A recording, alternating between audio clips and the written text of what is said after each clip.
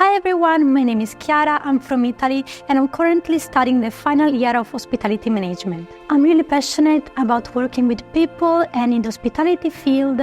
For a long time I searched an university of this kind in Italy and I come to the conclusion that in Switzerland BHMS was the best solution. My favorite class at BHMS is event management. Here we learn how to budgeting during the event, how to manage people, and this Friday we finally put all together and create our own event about masquerade.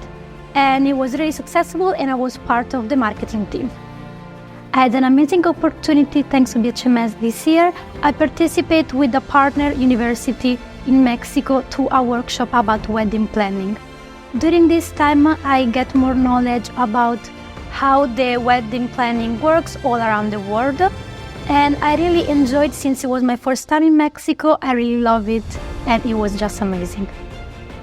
During my internship, I got fully paid $2,300 monthly without bonus and tips.